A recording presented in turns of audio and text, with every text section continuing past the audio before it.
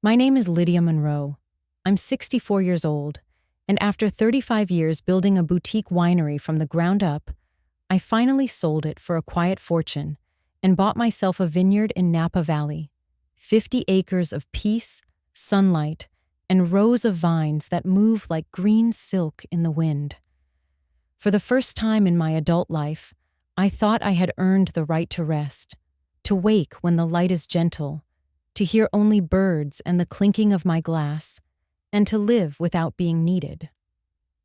That first afternoon, I stood on the ridge overlooking the vines, a glass of Pinot in my hand, thinking how strange it felt to have everything I ever wanted and no one to share it with.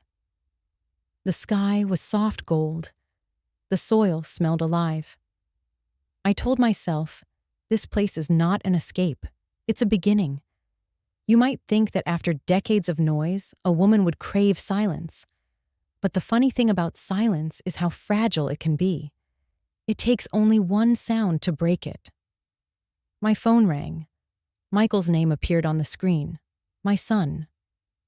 I smiled before I answered, foolishly expecting warmth. But his first words weren't, "How are you, Mom?" They were, "I've been thinking.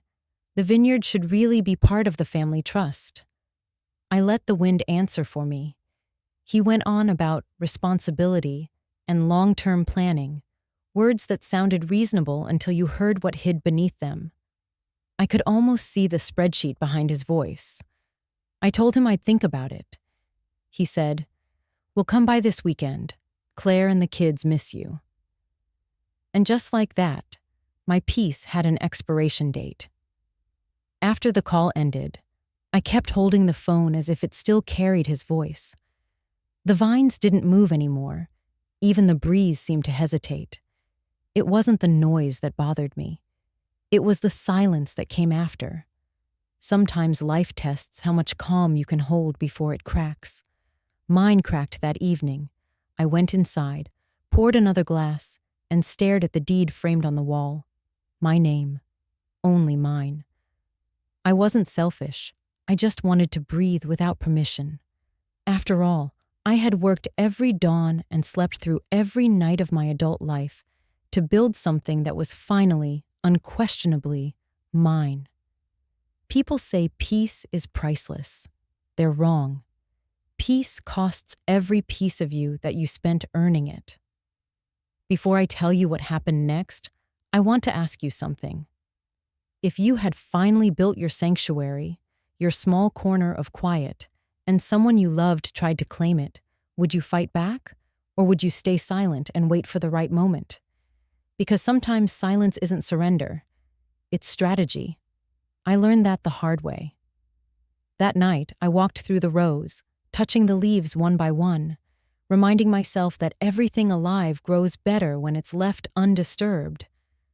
I thought about the years Michael spent chasing the next big thing, new jobs, failed startups, debts that came like seasons.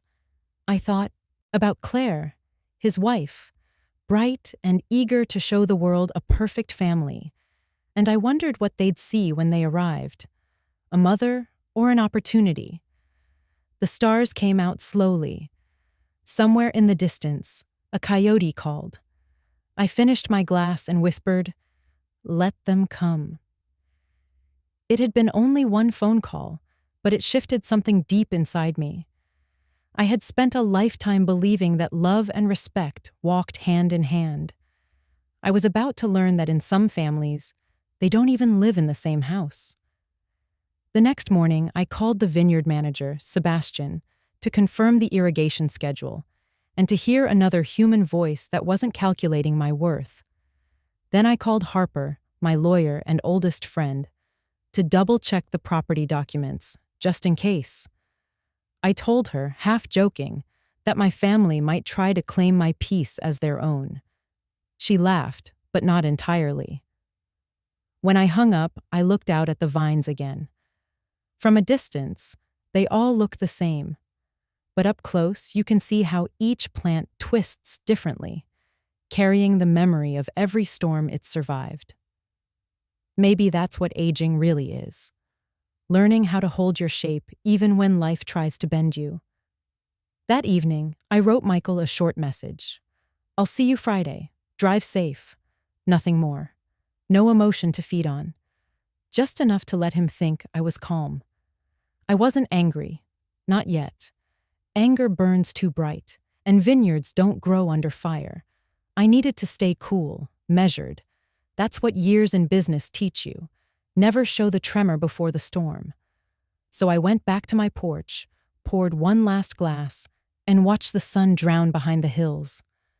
The light turned the vines into rivers of gold, each one shimmering like a promise I intended to keep, to myself. I had no idea that within a week, my home would no longer feel like mine. But that night, as the sky dimmed and the first crickets began their slow song, I decided one thing for certain. I wouldn't raise my voice. I'd let time, law, and truth do the talking for me. Some people fight with words. I've learned that silence, when used well, can make more noise than anger ever could. And so, when my family said, "This place should be ours, you're too old to manage it," I smiled to myself because they were already wrong. They mistook my stillness for surrender. They had no idea how much power a quiet woman holds when she finally decides to stop explaining herself. The morning light in Napa has its own kind of mercy. It doesn't rush you the way city light does. It stretches across the hills like it has all the time in the world. I walked through the vineyard barefoot, feeling the damp earth between the rows, the soil that would soon decide whether I'd made a wise investment or a sentimental mistake. Every vine looked fragile up close, and yet there was strength in how they clung to the trellis, each one a small act of endurance. Maybe that's why I loved this place already. It reminded me of myself. I met Sebastian Hale at the far edge of the property, pruning the lower branches of a young Chardonnay vine. He was in his mid-50s, quiet, strong hands, a face marked more by weather than by time. He didn't flatter or perform, which was refreshing after years of boardroom smiles. "You must be Mrs. Monroe," he said, wiping his palms on his jeans. "Lydia," I corrected. "I've retired from titles." He smiled, the kind that doesn't need words. Together we walked the rows, and he explained how pruning isn't just cutting away, it's teaching the vine to focus on what matters. If you don't cut enough, he said, it grows wild. If you cut too much, it won't bear fruit. You have to know what to let go of. I didn't tell him how that sentence landed deeper than he intended. I just nodded, looking at the stretch of green that would one day carry the first harvest under my name. When we reached the storage shed, he paused. "You've got good land here, strong roots. It'll take patience." "I've spent a lifetime learning patience," I said. I think it's time it paid off. Later that afternoon, I sat on the porch and called Harper Cho. She'd been my lawyer for nearly 2 decades, and one of the few people who never treated me like a transaction. When she picked up, I heard her papers shuffle in the background. "Please tell me you're not buying another company," she teased. "Not this time," I said. "Just peace and soil." "That's the best kind of asset," she replied.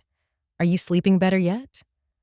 "I was," I said, "until yesterday. Michael called."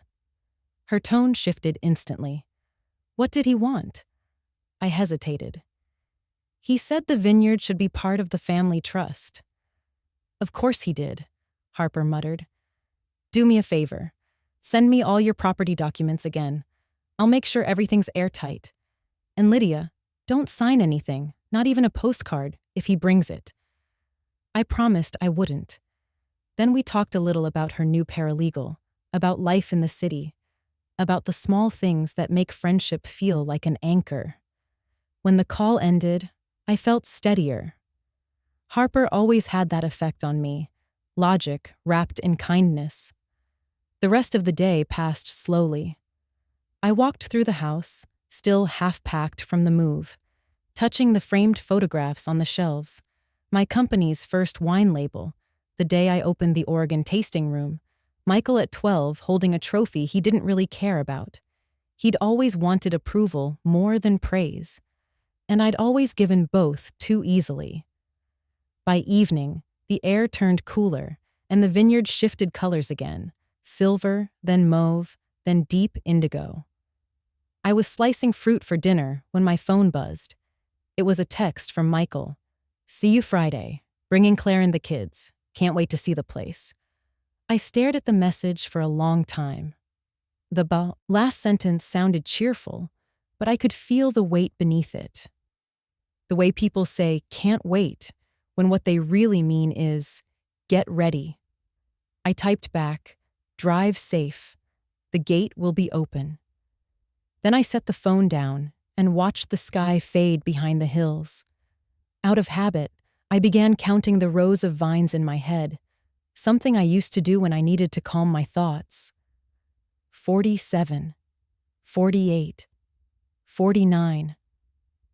It worked until I realized that by Friday, this quiet place would no longer be quiet. I poured myself a glass of wine and sat under the porch light. Somewhere down the road, a dog barked, then silence again. I tried to picture their arrival, Claire with her perfect hair, Michael with his certainty, the children with their noise. I could almost hear them claiming the rooms, taking pictures, posting something like, "Family legacy begins here." I smiled at the thought, but it wasn't joy. It was irony. Sebastian walked up the path just then, carrying a clipboard. "I'll lock up the shed," he said. "Forecast says mild rain this weekend." "Good," I replied. "Maybe it'll slow them down." He laughed softly. "Expecting company?" "My family," I said. "That's what I'm afraid of." He nodded, the kind of nod that understands without questions. "Storms come," he said. "Just make sure you've got good drainage." When he left, I sat there listening to the sound of the gate creaking in the wind, and it felt like the house itself was exhaling.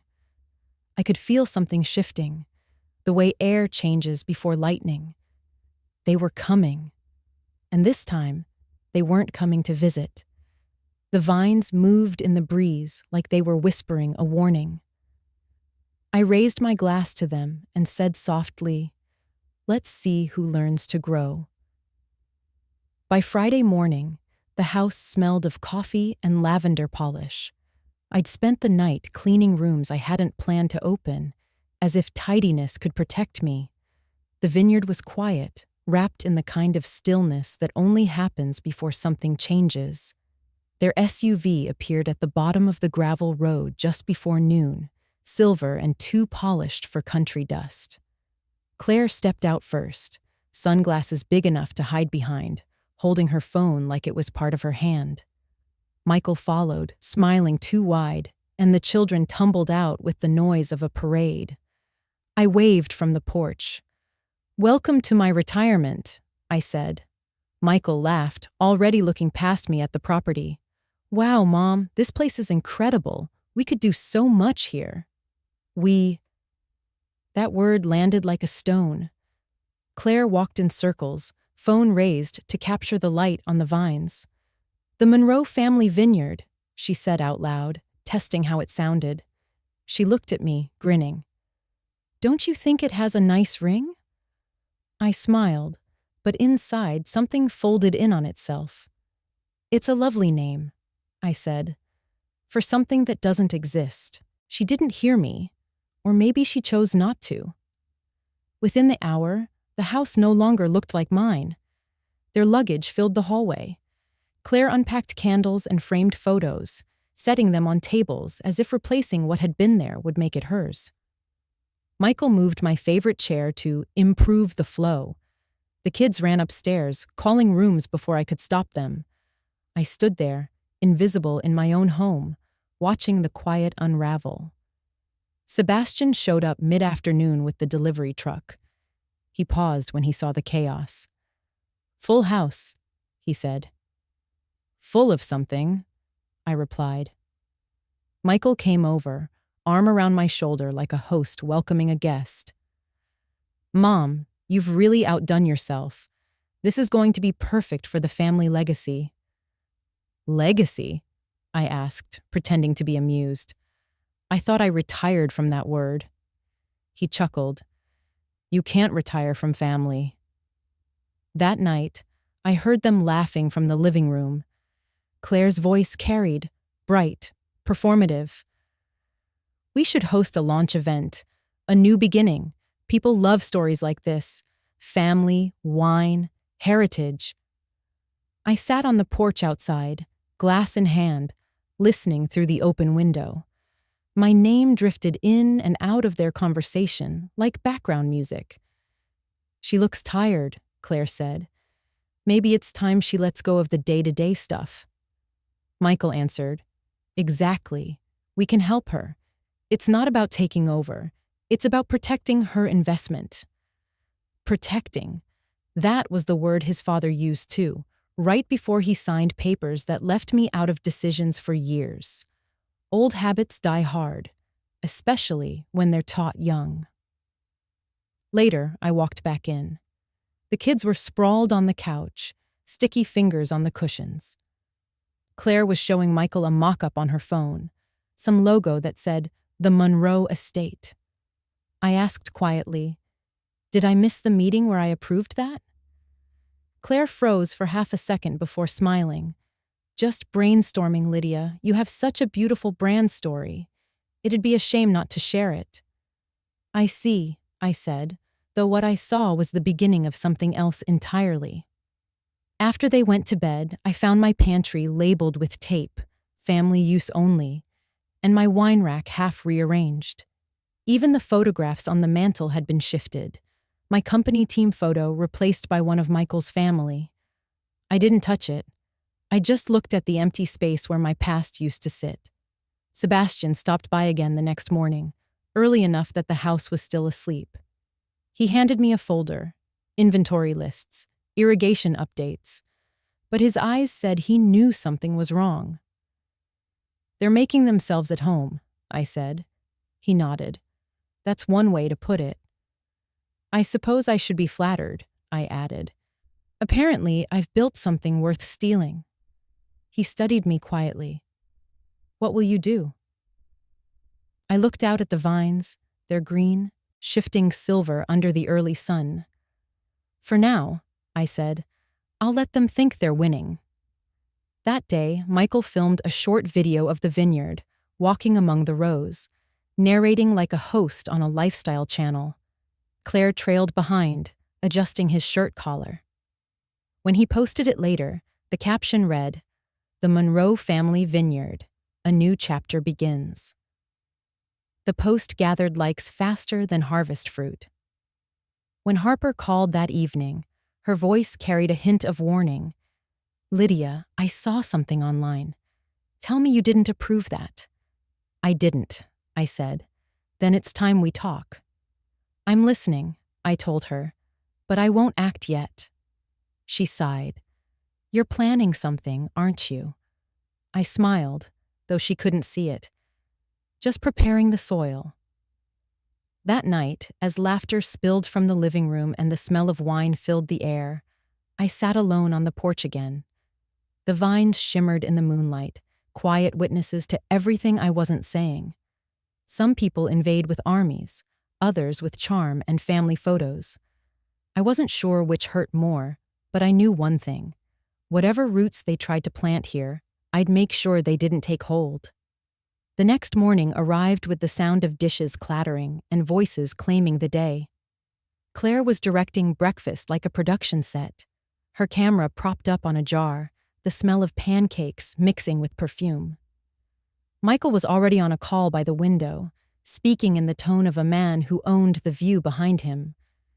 I listened from the hallway, unseen, feeling the kind of calm that comes before a decision. They thought they'd moved into comfort. They didn't realize they'd stepped into evidence. I poured coffee quietly and went out to the porch, phone in hand. The sky was cloudless, too peaceful for the thoughts in my head. When Harper answered, she didn't even say hello. I assume the invasion's complete? It's a full occupation, I replied. Then we prepare, she said. You still hold the deed, the title, every invoice under your name? All of it, I said. But I want to make sure they never question it again. We spent the next half hour building my defense like gardeners choosing which branches to cut. Harper told me to create a new account under a holding company, something that would clearly separate business from family. LLC in your name only, she said. Monroe Vines. It gives you layers of protection and paper trails they can't twist. I like layers, I said. They age well. She laughed softly. You sound like someone planning a vintage. Maybe I am, I said. A 2025 reserve. A quiet one. When we hung up, I called Sebastian and asked if he could meet me by the equipment shed. He arrived in minutes, wiping soil from his hands. I handed him a folder. Harper says we'll need invoices for every service under the new company name.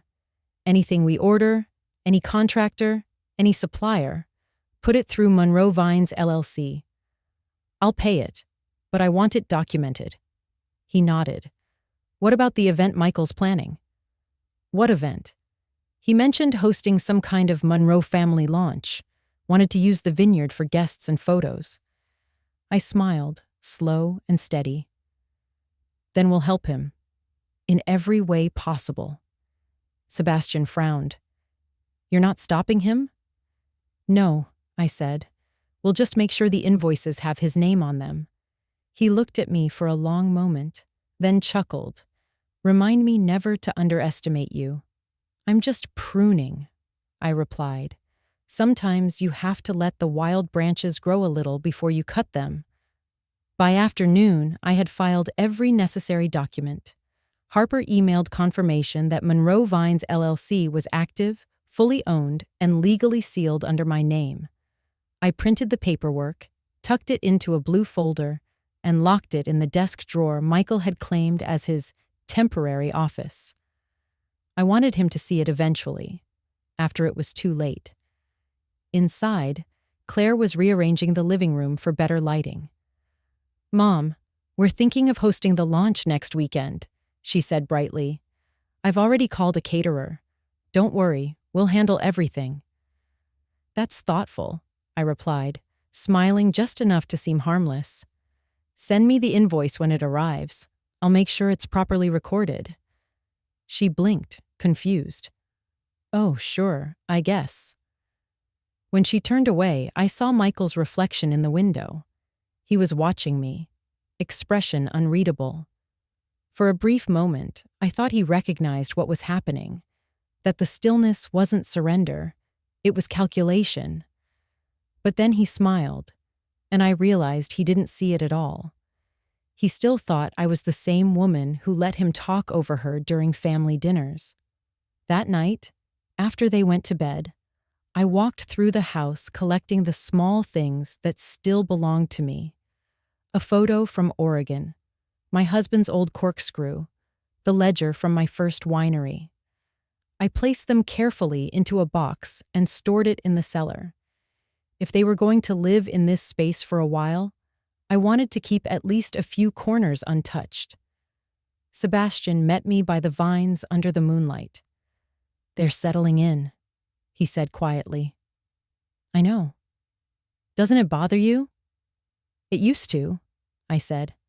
Now it motivates me. The air smelled of wet soil and old wood. Somewhere, a frog croaked by the irrigation ditch. I looked out at the rows and thought of all the years I'd spent teaching employees how to negotiate without anger. Control isn't loud, it's quiet and written in ink. They'll overstep soon, I said. People always do when they think you're not watching. And when they do? He asked. Then we show them what it means to be the owner, I said. As I walked back to the house, I heard laughter through the window again. It wasn't cruel, just careless. That's what entitlement sounds like.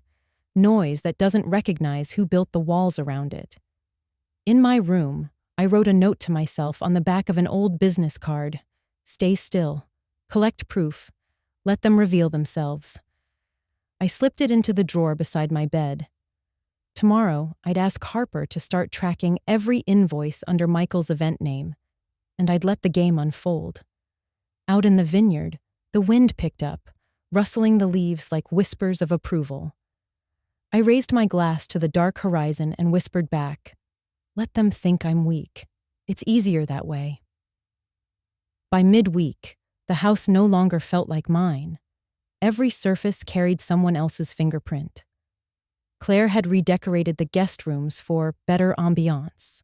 Michael had turned the study into his office, and the children treated the vineyard like a playground.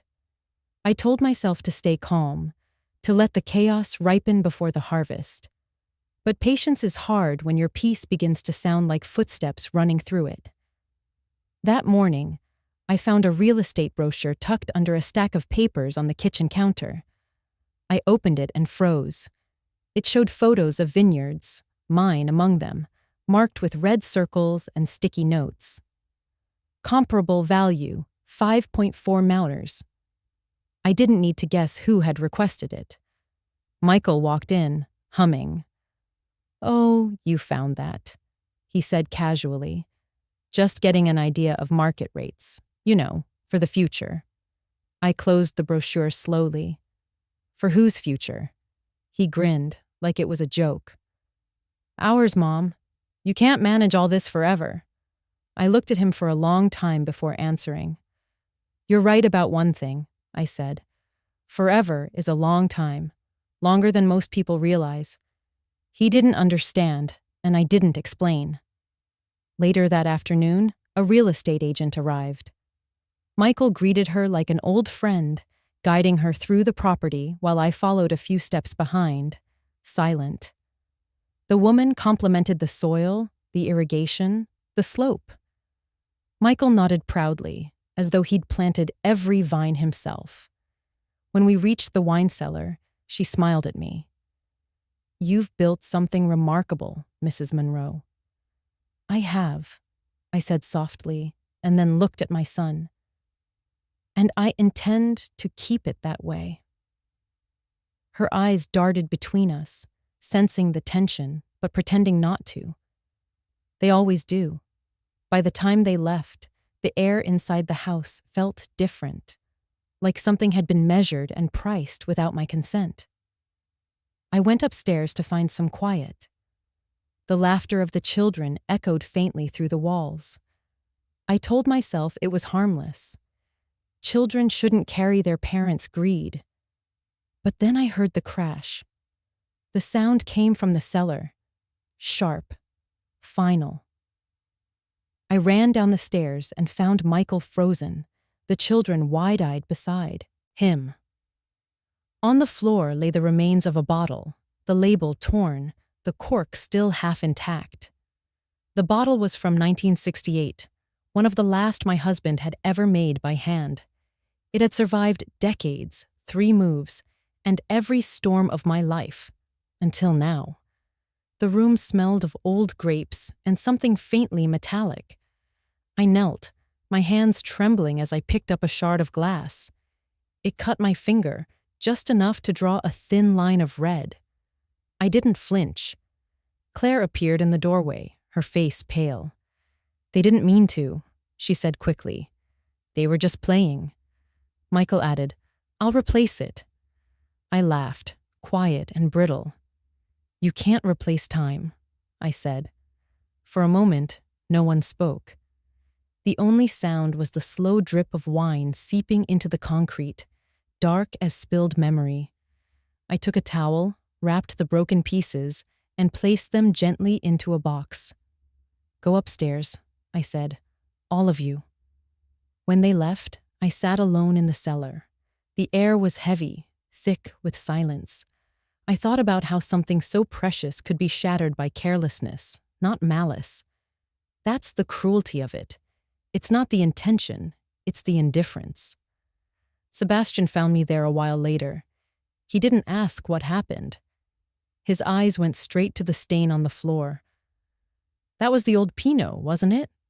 I nodded. He leaned against the doorway, arms crossed. "Vines break too," he said softly. "Sometimes the damage forces them to grow stronger." I smiled faintly. "That's a nice thought, Sebastian, but it doesn't bring back the bottle." "No," he said, "but it can change the harvest." When he left, I stayed in the cellar a little longer, staring at the box of glass in my lap. I thought of my husband's hands sealing that cork, my own hands labeling it years later, and the children's hands breaking it without knowing what they'd done. Generations, connected by a circle of cause and consequence. Upstairs, I could hear Michael's voice explaining to Claire how accidents happen. I could almost see him shrugging it off. That was the moment something inside me shifted completely, not into anger, but into resolve. That night, while everyone slept, I sat at the kitchen table with a notebook and a glass of wine that suddenly didn't taste the same. I began to write down everything: dates, comments, every detail of their stay. The way Michael spoke about ownership, the way Claire introduced the property online, every little crack in their facade of love. Somewhere between one sip and the next, I realized this wasn't just about a vineyard. It was about respect, about dignity, about knowing when silence stops being peace and starts being permission. I wiped the small smear of dried blood from my finger, placed the glass shards on the windowsill, and whispered to the night, "This ends my patience." Out in the distance, a coyote howled again, long and low, as if the valley itself was answering me. A week later, the vineyard looked like a magazine spread. White tents shimmered under the afternoon sun, tables draped in linen, strings of gold lights stretched between oak trees. Claire had insisted on hiring a photographer, a caterer, a small jazz band. "It'll be elegant but approachable," she said, using the tone she saved for sponsors. Michael called it the Monroe Legacy Launch. I called it an opportunity. They thought they were celebrating a beginning. I knew it was something else entirely. By mid-morning, the staff buzzed around like bees. Claire was orchestrating every detail: flowers, guest list, angles for photos. Michael paced the patio, rehearsing his welcome speech. "We stand here not just as a family," he said to his reflection, "but as stewards of something lasting." He said it twice, adjusting his tie, as if conviction could be practiced.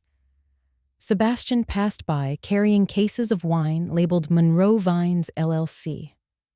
He set one near the bar and caught my eye.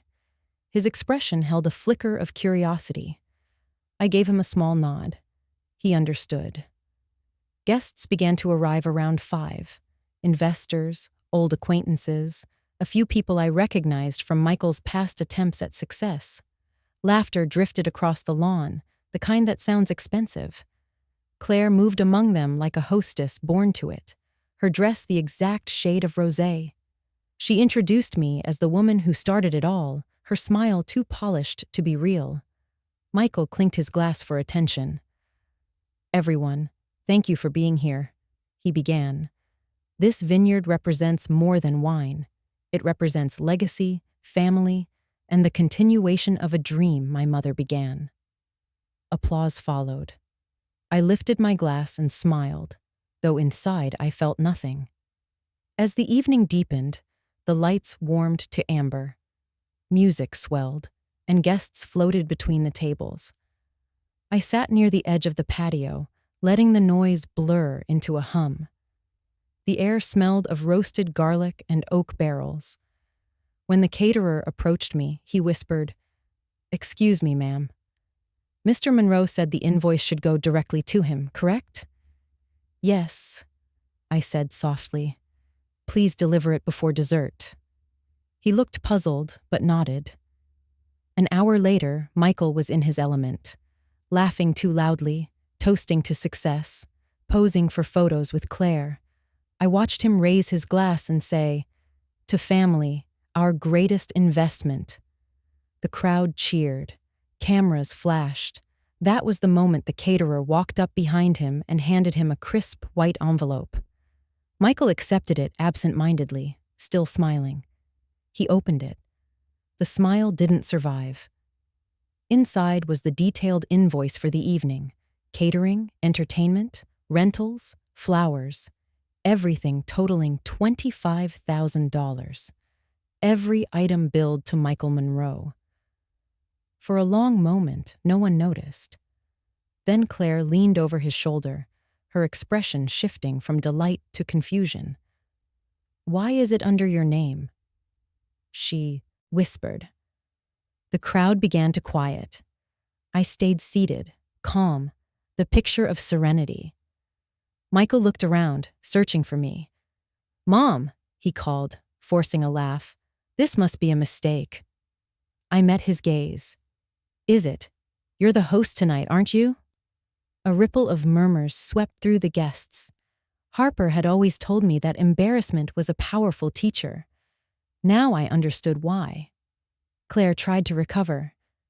"It's just a misunderstanding," she said quickly. "Of course, we'll sort it out." But Michael's face had already betrayed him. Tight jaw, shallow breath, the look of a man who suddenly realized the world had stopped clapping. He folded the invoice and slipped it into his pocket. "We'll handle it later," he muttered. The caterer, unaware of the tension, added cheerfully, "Thank you for your business, Mr. Monroe. Payment due in 30 days. A few guests laughed awkwardly. The band hesitated, then resumed playing, softer this time.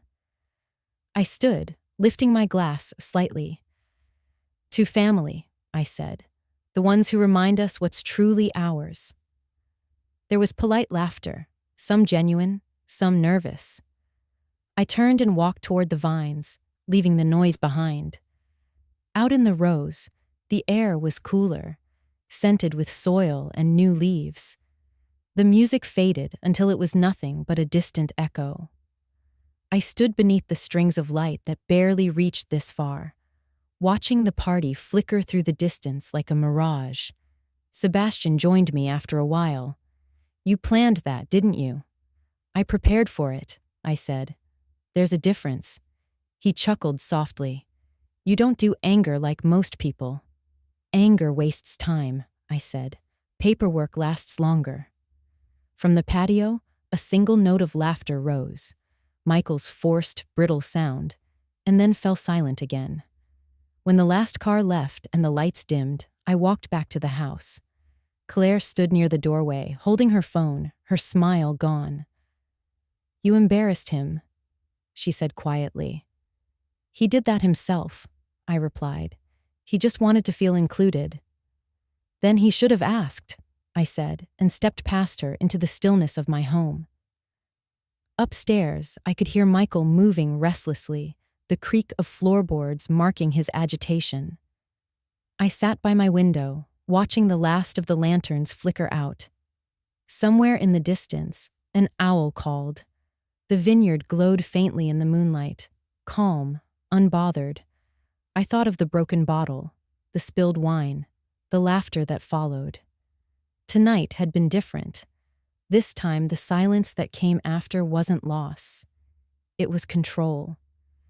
And as I blew out the last candle on my desk, I whispered to the darkness, "That was the first cut. The vines will grow cleaner now." The house was quieter after the party, but not in the way I liked. It was the silence of people plotting in different rooms. Claire avoided me, embarrassed, or perhaps uncertain.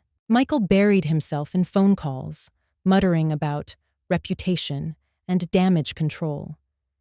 Even the children spoke softly, as if they sensed something fragile hanging between us.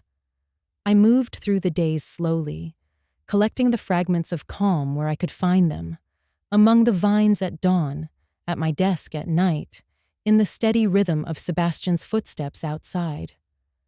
Harper had started gathering the paperwork for what came next, legal protection, just in case Michael tried to escalate. For a moment, it felt like the tide had turned in my favor. But the thing about battles is that the second you start to feel safe, That's when betrayal finds its opening. It came from a familiar name, Rita. She'd worked with me for years back in Oregon, handling administrative details with quiet competence. I'd trusted her with contracts, schedules, even keys. When I retired, I gave her a generous severance and a letter of recommendation. So when she called me out of the blue, her voice sugary with nostalgia, I didn't think twice. "Lydia, it's been ages," she said. "I saw the article about your vineyard. Congratulations. I'm so happy for you." I smiled, leaning against the porch railing. "Thank you, Rita. I didn't think anyone from the old office still followed those things." "Oh, we all do. You were unforgettable." Her words carried warmth, but something in her tone wavered, a hesitance too careful to be genuine. I didn't realize what it meant until later. That evening, Harper called. Her voice was clipped, her sentences clean and fast. "Michael's filed a petition," she said. "For what?" "Guardianship. He's claiming you're showing signs of diminished capacity, poor financial judgment, susceptibility to manipulation. He even attached screenshots of emails that make you look confused about your accounts." I went cold. "Emails?" "From your old assistant," she said. "Someone named Rita." I didn't answer. The ground beneath me didn't feel steady anymore. "I've already contacted the court," Harper continued. "We'll handle it. But you need to know, this is serious. He's trying to declare you incompetent." I sat down on the porch steps, the phone trembling slightly in my hand. In the vineyard below, the vines moved with the evening breeze, unconcerned. When we hung up, I stayed there until the light faded. For the first time in years, I felt something close to defeat, not because of the legal threat, but because of the betrayal. Rita knew what those papers meant to me. She knew how much I'd trusted her. Sebastian found me there later, sitting in the dark. He didn't ask questions. He just set a mug of tea beside me and sat quietly on the next step. "She sold me out," I said finally. He nodded slowly. "Everyone has a price. I thought loyalty couldn't be bought." "It can't," he said, "but desperation can." The stars began to appear one by one, small and patient. I breathed deeply, the scent of earth grounding me again. "He thinks I'm weak," I whispered. "He's turning my silence into evidence." Sebastian looked at me then, his eyes steady. "So remind him who you are." That night, I couldn't sleep. My mind replayed every conversation, every moment I'd stayed quiet to keep the peace. Somewhere between midnight and dawn, I made a promise to myself. No more waiting. No more letting other people define my calm as surrender. By morning, the social worker arrived. Her name was Janet Weller, gray hair, clear eyes, the kind of woman who'd seen every trick in the book. She greeted me kindly, inspected the property, asked questions about my finances, my health, my daily routine. I answered each one with precision. She took notes, nodding occasionally. After an hour, she stood. "Mrs. Monroe, I can already tell you're fine. I'll file the report today. You've nothing to worry about." Her certainty was the first warmth I'd felt in days. "Thank you," I said, meaning it. When she left, I walked straight to the vineyard. The air carried that damp sweetness after early rain. I ran my hands along the vines, tracing the new shoots.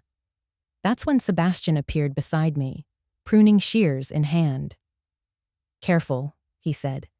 "These parts are tender. You cut them too soon, they'll bleed sap." I looked at the small branch he was trimming. "But if you don't cut, it grows wild." He smiled. "Exactly. The trick is knowing when it's time."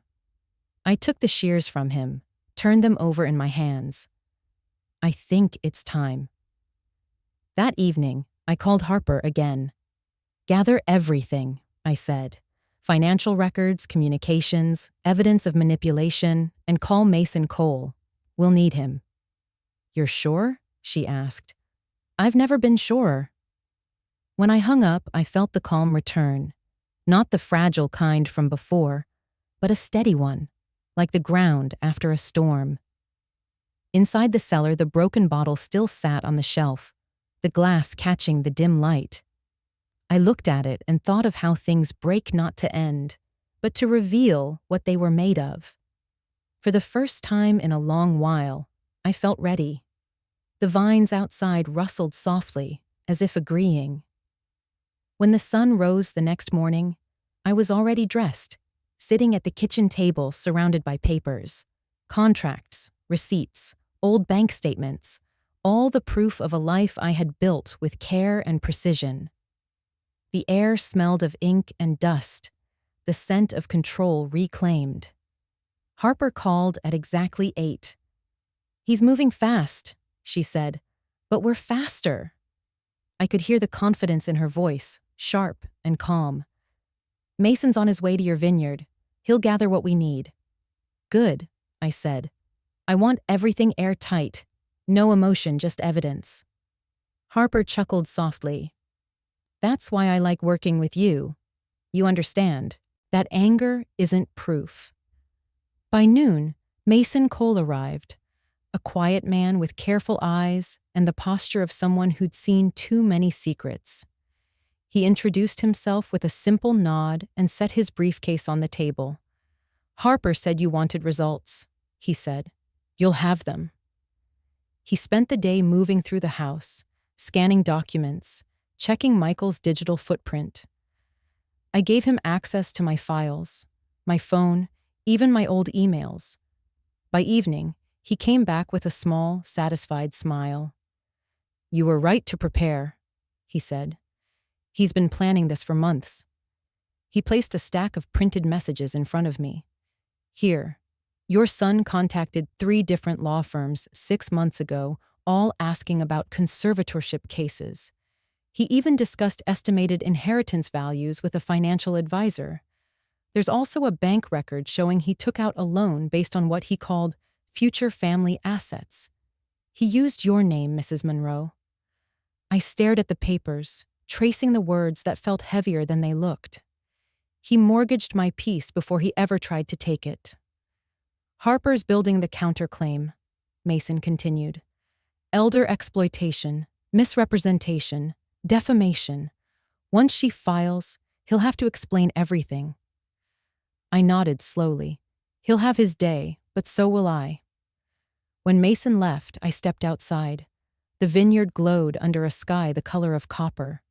I could feel the season shifting, the faint smell of ripening fruit, the hum of insects in the soil. Nature always tells the truth, if you know how to listen. Claire found me there, barefoot in the dirt.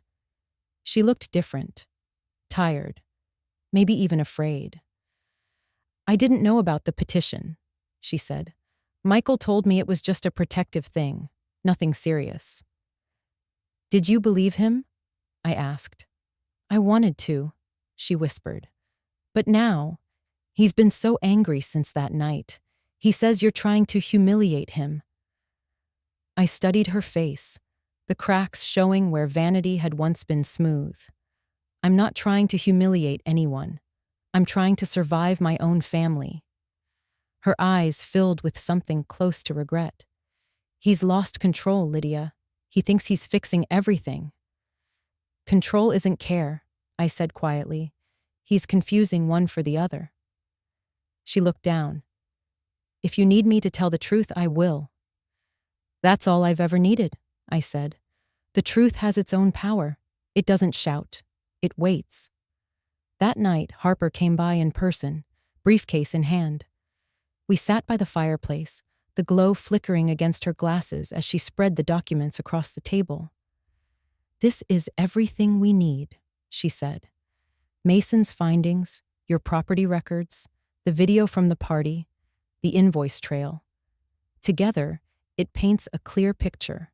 Financial manipulation, public misrepresentation, attempted exploitation. I looked at the evidence, the clean logic of justice written in ink. It's strange, I said, how the truth can look so cold on paper and yet feel so warm when it finally stands on your side. Harper smiled. Justice isn't about warmth, it's about balance, but you've earned both. We worked late into the night, signing, labeling, and organizing. Every document was a boundary drawn, every signature a quiet act of defiance. By the time we finished, I felt lighter, as if each paper removed a stone from my chest. Outside, rain began to fall, a slow, steady rhythm tapping against the windows. Sebastian appeared at the door, raincoat dripping. "Storm's coming," he said.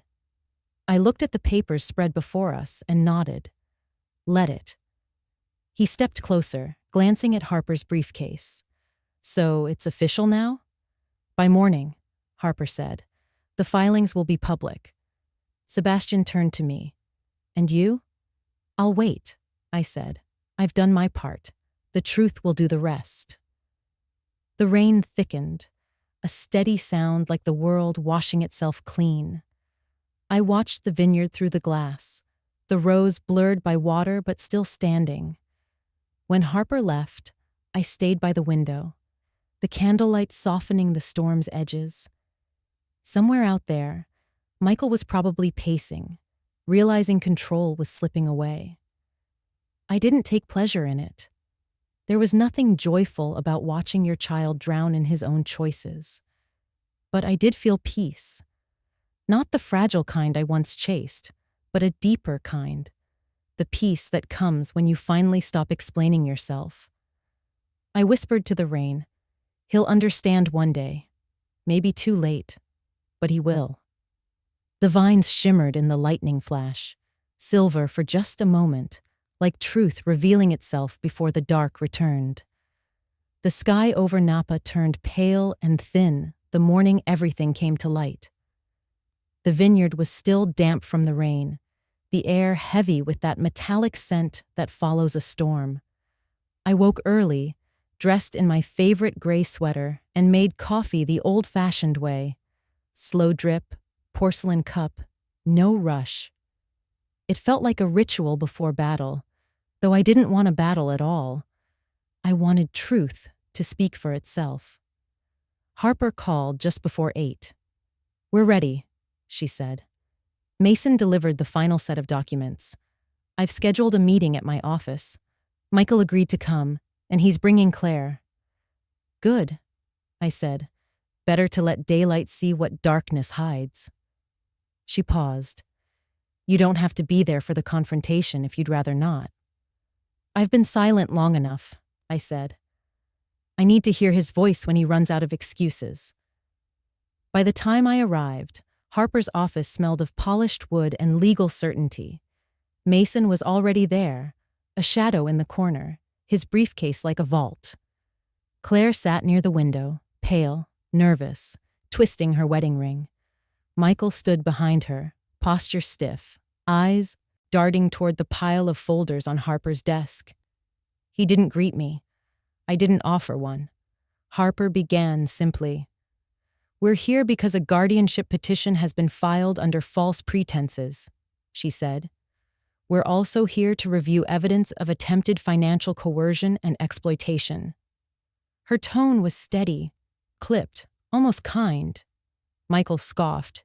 "Exploitation? She's my mother. I was protecting her." Harper opened the first folder. "From what exactly? Independence? Legal ownership? The right to breathe without permission?" He shifted in his seat, trying to hold his calm. "You don't understand. She's vulnerable. She doesn't know how business works anymore." I leaned forward, my voice soft but firm. "Michael, I built a company from nothing and sold it for millions. I know how business works. What I didn't know was how far my own son would go to prove he could do it better." His jaw tightened. "That's not fair." "It's not supposed to be," I said. Fairness would have been asking before taking. Fairness would have been trust instead of trickery. Harper slid another document toward him. Loan agreements, she said. You mortgaged debt under her name 6 months ago. Did she sign this? Michael's eyes flicked down, then away. That was a misunderstanding. Mason spoke for the first time, his voice level. The bank doesn't consider it a misunderstanding. They consider it fraud. The room went silent. Even the hum of the air conditioner seemed to fade. Michael finally sat back, shoulders sinking. I didn't mean for it to go this far, he said quietly. Dad always told me to watch out for her, to keep the family assets secure. I thought I was doing what he'd want. I felt the sting of old history return, sharp and cold. Your father controlled everything he touched, including people. You learned that from him. But protection without respect isn't love. It's ownership. Claire looked at me then, eyes shining. He's been under so much pressure, she said softly. After his startup failed, after the debts, it wasn't about greed. It was about fear. I believe that, I said. But fear doesn't excuse harm. Michael's voice broke. I just wanted to prove I could take care of something, that I wasn't useless. You could have started with yourself, I said gently. That would have been enough. Harper cleared her throat, pulling the moment back to order. The filings for guardianship will be withdrawn immediately.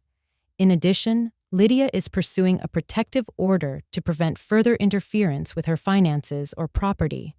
These are legal consequences, not emotional punishments. Michael nodded slowly, defeated. I'll sign whatever you want. I don't want your signature, I said. I want your understanding. He looked up, tears glinting but not falling. You hate me. No, I said. I don't hate you, but I won't let you use love as a weapon again. Harper handed him the restraining documents. You'll also receive notice of pending review for misuse of assets and elder exploitation. That's between you and the state now. He signed them with shaking hands. Claire reached for his arm, but he pulled away, the paper crumpling slightly beneath his fingers. When it was done, he stood, avoiding my gaze. You'll regret this, he murmured, but his voice lacked conviction. I already regret that it came to this, I said. He hesitated, then left without another word. The door closed quietly behind him, the sound somehow louder than anger. Claire stayed a moment longer. He's lost, she said. He doesn't know how to stop sinking. Then maybe it's time he learns, I replied. Growth doesn't come from comfort. She nodded, tears sliding down her cheek. For what it's worth, I'm sorry. I know, I said. You were never the enemy, just a mirror. When she left, the room fell still again. Harper exhaled, long and slow. You handled that better than most people would. I wasn't trying to win, I said. I just needed the truth to have a place to stand.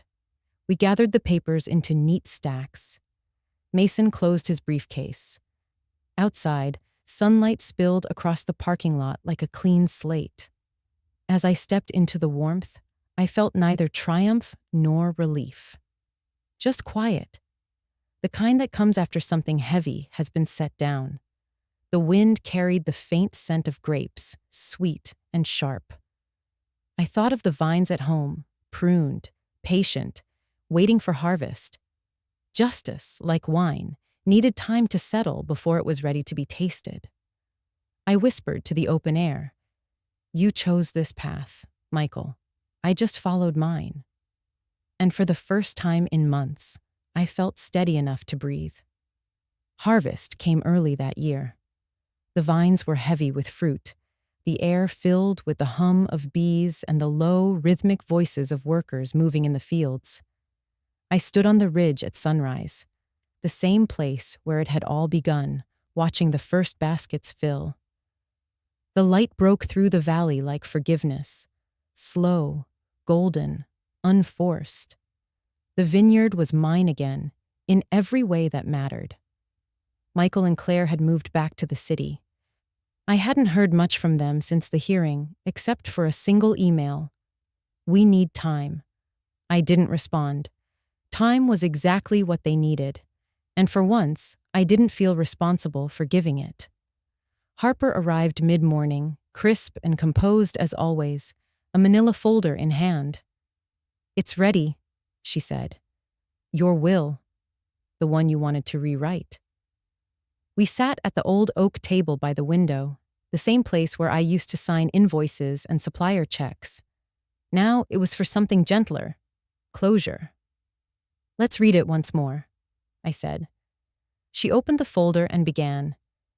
"To my employees and vineyard staff, the true caretakers of this land, I leave 20% ownership of Monroe Vines LLC, divided equally among those who have worked here for more than 3 years. To the Elder Rights Foundation of California, I leave a trust in the amount of $300,000 to support those whose voices have been dismissed because of their age. To my son, Michael Monroe." Harper paused. She looked up, as if asking permission to continue. I nodded. "Go on." "I leave not wealth, but responsibility. Upon my passing, he will inherit the right to manage his own debts through a binding financial rehabilitation trust. This trust requires completion of counseling, repayment of all outstanding loans, and documented employment for a minimum of 2 years before he may access any residual funds. It is, in essence, an inheritance of accountability." I smiled faintly. Exactly as I wanted it. Harper set the papers aside. "It's firm, legal, compassionate, in a way only you could make it." "Compassion without consequence isn't love," I said. "It's permission." She nodded, quietly proud. "There's also the matter of your farewell instructions." "Yes," I said. "The harvest gathering." That evening, the vineyard came alive with gentle laughter, not the brittle kind that echoes off ambition, but the real thing. Workers and friends sharing food, music, and the smell of soil and wine. Sebastian was there, his shirt sleeves rolled up, hands stained purple from the grapes. He lifted a glass to me. "You did it, Lydia. You turned every wound into wisdom." I laughed softly. "Or at least into wine?" As the sun sank behind the hills, Harper stood to read the final version of my will aloud, just as I'd asked. There was no solemnity in it, only quiet respect.